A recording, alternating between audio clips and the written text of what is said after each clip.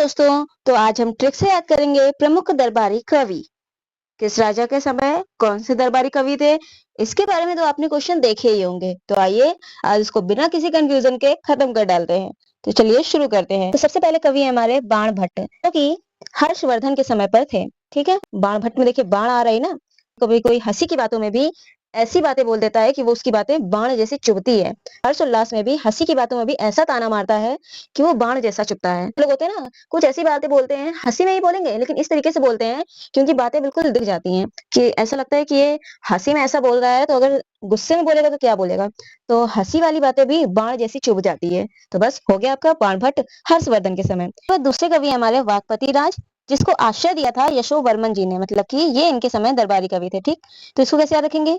वाकपति में देखिए आ रहा है वाक्यपति। वाकपति में एक तो पति दिख रहा है और दूसरा वाक्य दिख रहा है। पत्नी जो है हमेशा अपने पति से एक ही वाक्य बोलती है। पत्नी हमेशा अपने पति से एक ही वाक्य बोलती है कि ये जो तुम्हारा यश वर्धन हो रहा है ना, जो तुम बड़े आदमी बन रहे हो, अपने यश की गुणगान कर रहे हो, ये सब मेरे व्रत की वजह से होता है। तुम खुद कुछ नहीं कर पाते हो, ये सब मैंने बहुत व्रत किए हैं, इस वजह से तुम्हारा यश वर्धन हो रहा है। इसके बाद तीसरे कवि हमारे पद्यगुप्त परिमल, जो कि वाकपति मुंज के समय पे थे, है ना। इनके समय राजा कौन थे, वाकपति मुंज। तो इसको कैसे याद रखेंगे।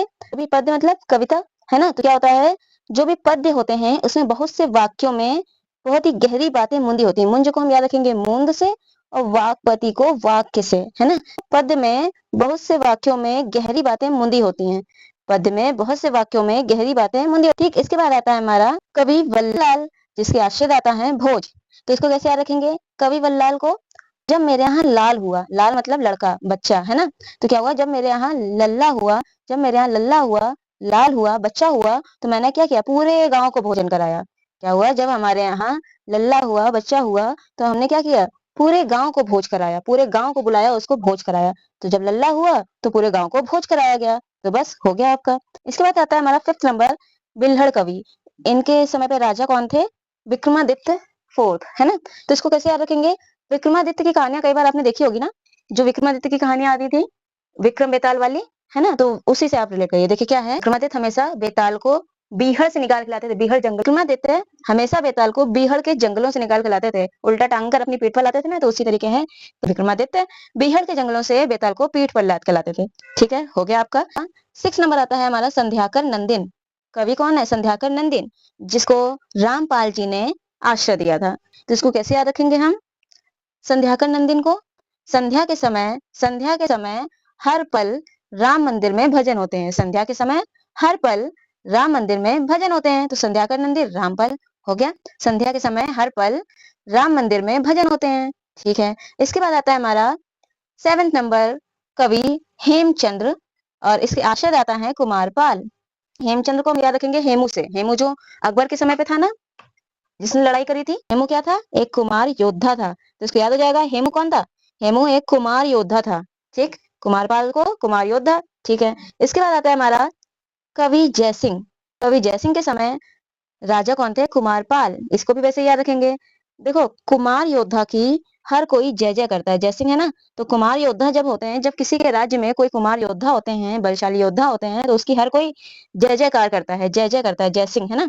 तो क्या होगा, कुमार योद्धा की हर कोई जय जय करता रहता है। ठीक, इसके बाद आता है हमारा 9th नंबर, जो कि है आनंद भट्ट कवि हैं। इनके समय राजा कौन थे, बल्लाल सेन। तो इसको कैसे याद रखेंगे, बल्लाल को हम याद रखेंगे बल से। बलशाली सेना जब कहीं होती है तो वो आनंद ही आनंद लाती है। राज्य में आनंद, जब बलशाली सेना है, सारी युद्ध वो जीती जाएगी, तो वो क्या करेगी, आनंद लाएगी। बलशाली सेना राज्य में आनंद लाती है, बलशाली सेना राज्य में आनंद लाती है। हो गया बलशाल सेन आनंद भट्ट। इसके बाद आता है हमारा चंद्रबरदाई कवि। ये है पृथ्वीराज तृतीय के समय पे। इसके लिए आप ट्रिक बताइए। ठीक है, ये ट्रिक को आप कमेंट सेक्शन में जरूर बताइएगा। ठीक है, तो आइए इसके बाद 11th नंबर है हमारा जनक कवि। को भी पृथ्वीराज तृतीय ने ही आश्रय दिया था। तो इसको कैसे याद रखेंगे, पृथ्वी से ही राजा जनक की पुत्री जानकी हुई थी। क्या पृथ्वी के अंदर से ही तो राजा जनक की जो पुत्री थी जानकी, मतलब सीता माता, कहाँ से प्रकट हुई थी, पृथ्वी के अंदर से, है ना। तो क्या होगा, पृथ्वी से ही राजा जनक की पुत्री का जन्म हुआ था, जानकी का। पृथ्वी से ही जानकी का जन्म हुआ था। तो हो गया आपका। इसके बाद आता है हमारा 12th नंबर जयचंद। ये हमीर देव के समय, है ना।